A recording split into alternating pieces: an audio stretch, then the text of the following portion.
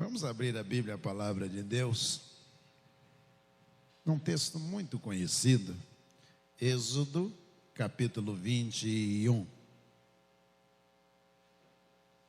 Êxodo, capítulo 21.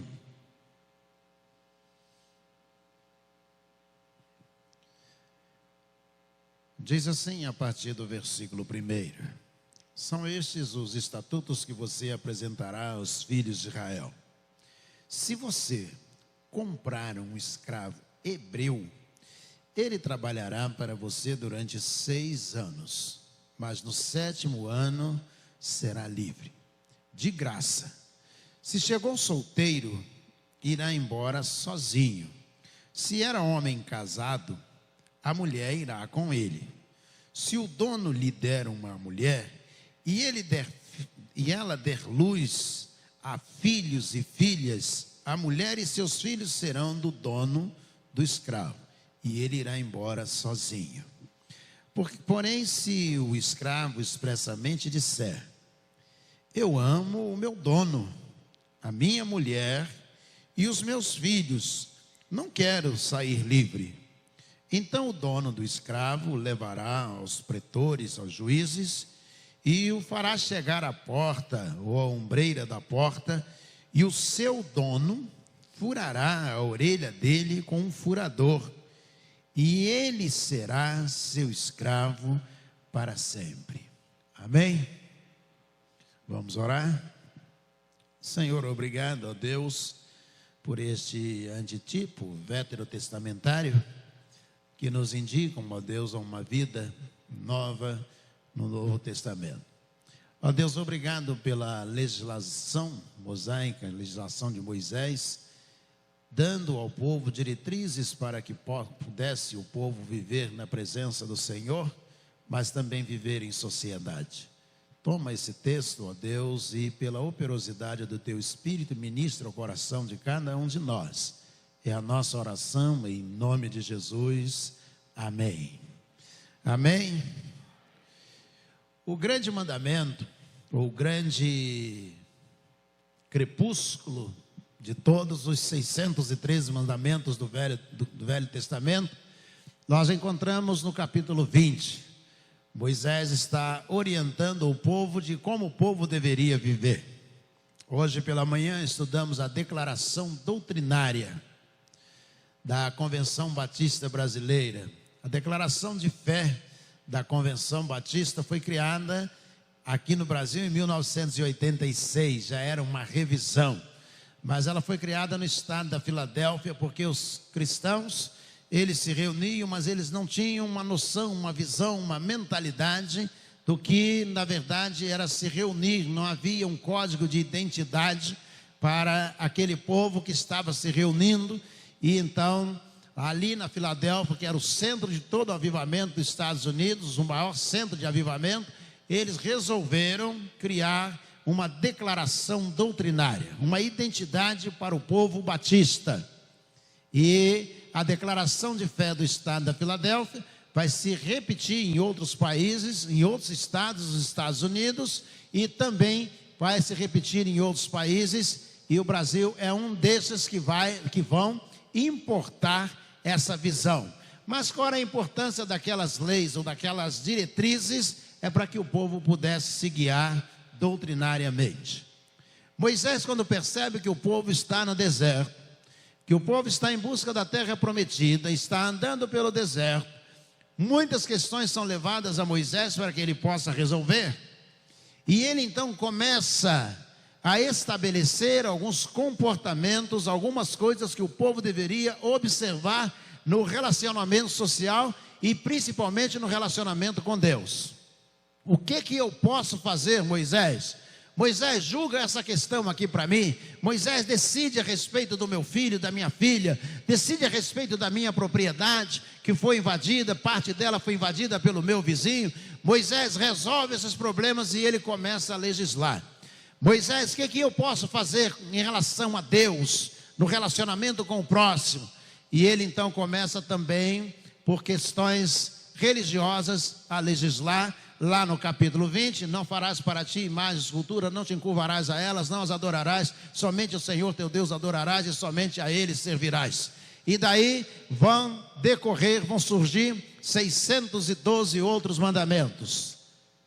E aí no capítulo 21 ele começa a estabelecer a relação entre patrão e empregado, que é o texto que nós acabamos de ler, ou seja, patrão e escravo, dono e escravo. E ele diz o seguinte: se um senhor comprar um servo e esse servo for hebreu, este homem que foi comprado, o senhor tem que saber que ele não será escravo dele para sempre. Ele vai ser escravo por 6 anos. E no 7º ano, ele vai ser posto em liberdade. Ou seja, os 6 anos que ele trabalhar, vai pagar o dinheiro que o seu dono investiu nele. Enquanto ele trabalhar durante 6 anos, ele vai quitar a dívida ou a quantia que o seu senhor pagou por ele. E quando terminar o 6º ano, ele pode ir embora livre. Ele não deverá coisa alguma ao seu senhor. Ou seja, as suas obras, aquilo que ele realizar, o conjunto de suas realizações vão pagar a dívida que ele tem com o seu senhor. Mas se ele chegar sozinho, no 7º ano ele vai embora sozinho. Chegou, trabalhou 6 anos, 7º ano, está livre no primeiro dia do 7º ano, ele pode ir embora. Mas se ele for vendido juntamente com a esposa, se ele tiver uma esposa, você vai dizer, como assim? Isso mesmo, a mulher era propriedade do homem. Se ele se endividava, se ele contraía uma dívida expressiva, ele seria vendido para pagar a dívida. Mas a mulher dele, que era propriedade dele, ia junto. Isso mesmo. É como se hoje, por exemplo, o marido se endividasse no cartão de crédito e a Mastercard dissesse assim: traga esse homem aqui e tudo que ele tem.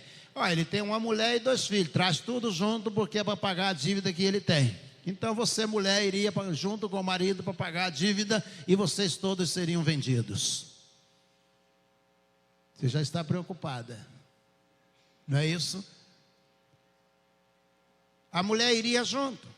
Se ele entrasse na propriedade do Senhor e trouxesse uma esposa, ele tivesse uma esposa que foi vendida juntamente com ele, no 7º ano, no primeiro dia do 7º ano, ele sairia, ele iria embora e diria ao Senhor: vou levar a mulher, porque ela é minha, e eu trabalhei para pagar a minha dívida e a dívida dela também.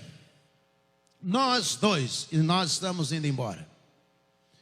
Mas se ele viesse solteiro, diz o texto bíblico, e ele trouxesse com ele, ele viesse solteiro e não trouxesse com ele bem algum, pessoa alguma, e o patrão, vendo a situação dele sozinho, diria assim: eu vou te dar uma esposa.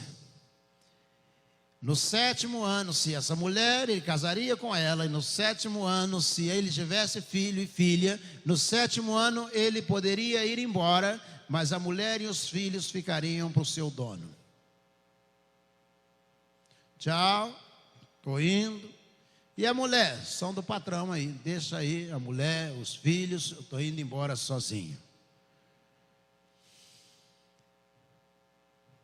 Aí diz o texto bíblico: mas se ele prontamente trabalhou 6 anos, esperando o último dia dos 6 anos, o último dia chegar, e então agora ele pode ir embora. E aí ele olha para a esposa que foi dada pelo patrão, que ele vai deixar para trás. Ele olha para os filhos que foram gerados com essa esposa que foi dada pelo patrão. E ele olhar para o patrão e ele prontamente disser: eu amo meu Senhor, e eu não quero ir embora, ficar longe da minha família, eu não quero ficar longe da minha esposa, eu não quero ficar longe dos meus filhos, eu amo o meu Senhor, eu amo o meu Senhor e eu quero ficar aqui. Mas você trabalhou 6 anos, tem direito de ir embora. Não, mas eu quero ficar. E a causa da declaração é exatamente essa: eu amo o meu Senhor, o meu dono, a minha mulher e os meus filhos, e eu não quero ser livre, diz o versículo 5. Então o Senhor vai tomá-lo e conduzi-lo até a porta onde o juiz está sentado, o pretor está sentado. E ele então vai dizer: o meu criado trabalhou 6 anos, o meu escravo trabalhou 6 anos, e ele quer fazer uma declaração nesse primeiro dia, que seria o dia da sua liberdade.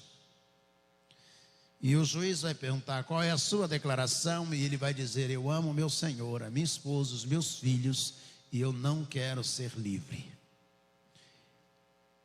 Então o Senhor vai furar a orelha daquele empregado, daquele escravo, e vai colocar uma sovela, na tradução mais antiga, uma sovela, uma plaquinha de couro com o nome e o número do seu Senhor, pendurar na orelha dele como se fosse um brinco, e ele vai andar e ele não poderá mais ir embora.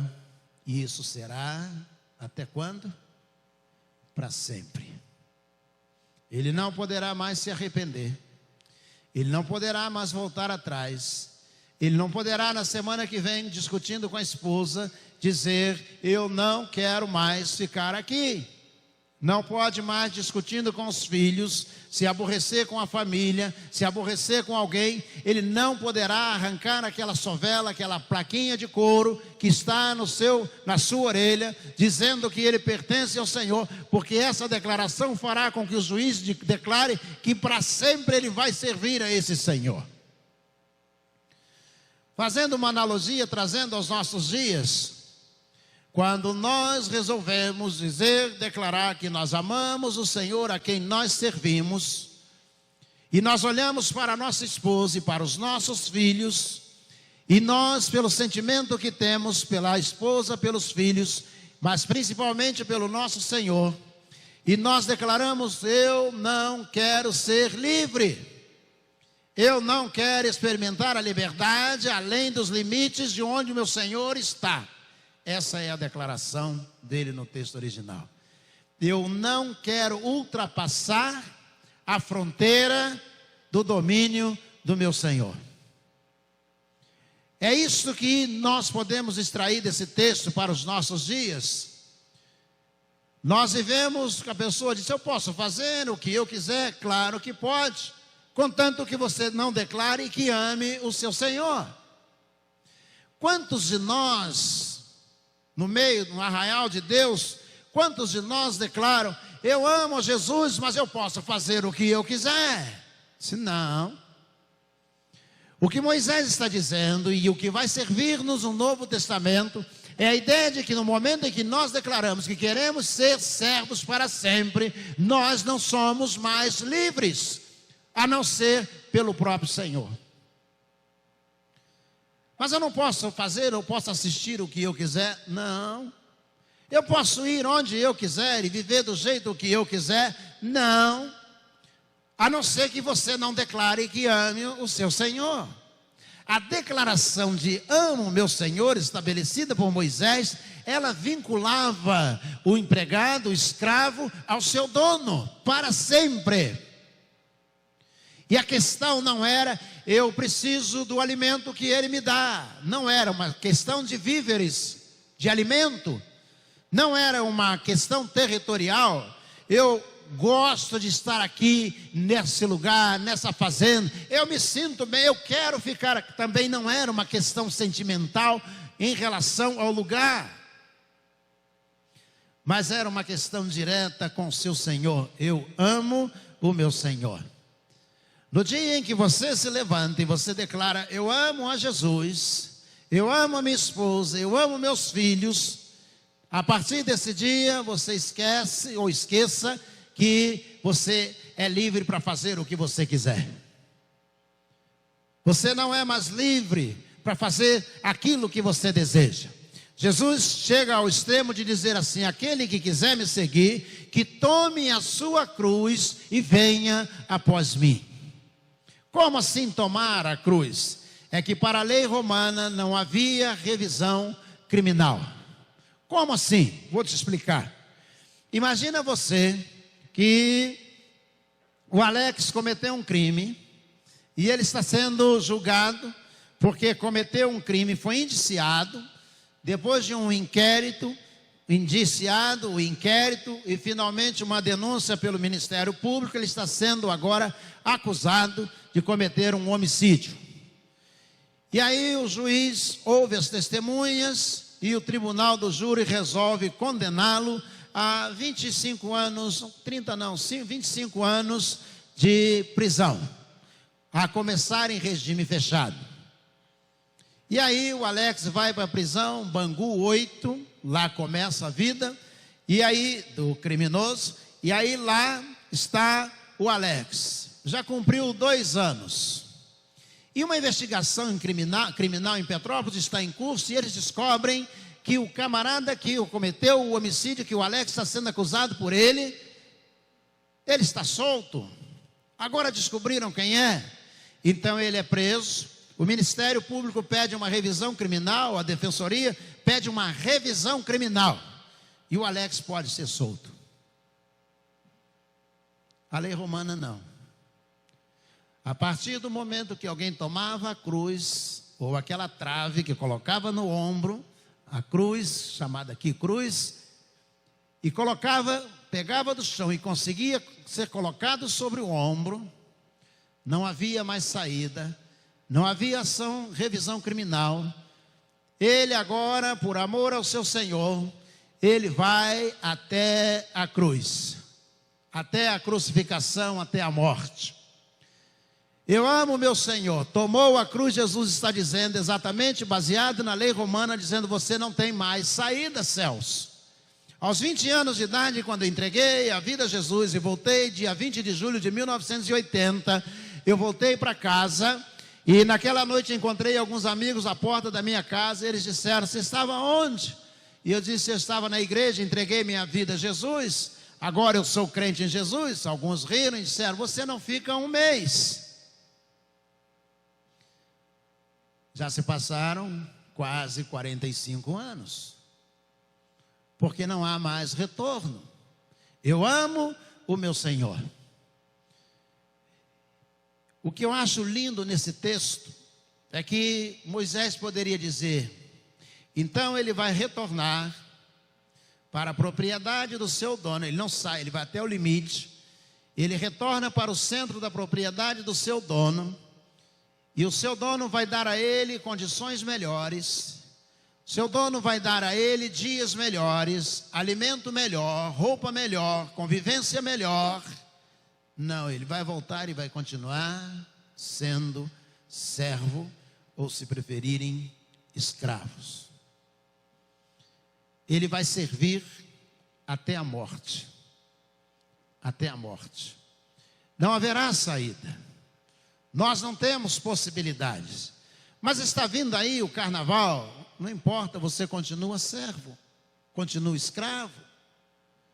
Mas agora está acontecendo alguma coisa importantíssima. Dizia pela manhã o Bruno, ali no estúdio, conversando. Eu disse: Jesus disse: olha, se você tiver um funeral para fazer, deixe os mortos sepultarem os mortos. Mas, Senhor, diz o texto bíblico, eu comprei uma terra, tem que experimentá-la. Disse: deixa lá, deixa a terra para lá. Mas, Senhor, eu acabei de casar. Jesus diz: não importa. Você tem que colocar o reino de Deus em primeiro lugar. Eu amo o meu Senhor. Não importa o fato social, não importa o que está acontecendo. Eu amo o meu Senhor. Irmãos, quem me vê 45 anos depois, pensa assim: para o senhor é fácil. Eu hoje sou o Espírito Santo em forma de gente, mas eu já fui o capeta em forma de gente. Aos 18, 19 anos, saía para pular carnaval com uma calça de capoeira, calça branca, vestido de escravo. Amarrava uma corrente grossa, com os 6 elos na mão esquerda e mais 6 elos na mão direita, como se fosse um escravo, que a corrente tinha sido cortada ao meio. E aí dizia: Tidinho, você está vestido de escravo. Na verdade, eu tinha uma corrente grossa numa mão e uma corrente grossa na outra, e quando a briga começava, eu já estava armado para brigar. Não pensava em outra coisa a não ser confusão. Todos os dias. E quando naquela noite,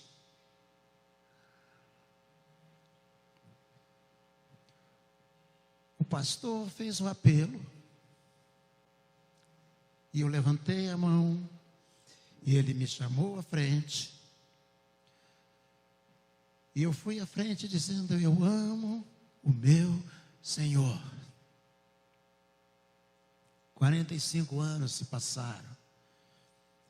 Deus me deu uma mulher e filhos, o meu Senhor. E hoje eu olho para o meu Senhor, meu dono, para a mulher que Ele me deu, para os filhos que Ele me deu, e eu digo, continuo dizendo: eu amo o meu Senhor, e eu não quero ser livre, ficar longe do meu Senhor. É isto que nós podemos extrair da declaração de Moisés ou da declaração de Jesus no Novo Testamento, das declarações, que nós pertencemos. E quando você olha para a esposa, olha para os filhos, todos nós pertencemos a um Senhor. Eu amo o meu Senhor. Eu olho para minha esposa, diz o texto, eu amo a minha esposa, eu amo meus filhos, eu amo o meu Senhor. E eu não quero sair livre. Vou ser escravo até morrer. Quando Paulo, ele assume uma vida nova, se torna servo de Jesus Cristo também, Jesus se torna dono dele, ele usa uma linguagem de servo, e pelo menos 3 palavras diferentes aparecem no Novo Testamento, mas uma delas é aquele servo que foi capturado. Quando estavam em guerra, então os prisioneiros de guerra eram trazidos e aqueles mais fortes eram colocados lá na parte de baixo do navio. E ali na parte de baixo estavam os remadores, estavam os remos do navio, não existia navio a motor. Então eles tinham que remar, havia um batedor, um tambor, e ele batia com o ritmo da remada. Mais rápido, remava mais rápido, mais devagar, remava mais devagar. E aqueles que ficavam ali embaixo das galeras, dos navios, eles não podiam sair dali para nada, nem para ir ao banheiro, faziam tudo ali mesmo, sentados naquele lugar. Eles não saíam dali para fazer refeição, não, a comida era entregue a eles ali mesmo.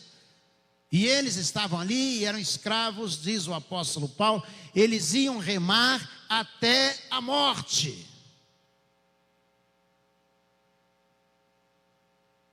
Paulo diz, eu sou um servo assim. Fui resgatado pelo Senhor e eu sou servo para remar até a morte. Pastor, eu sou livre para fazer o que eu quiser. Não é não, a não ser que você não ame o seu Senhor. Eu posso fazer as escolhas que eu quiser, pode não, a não ser que você não ame o seu Senhor.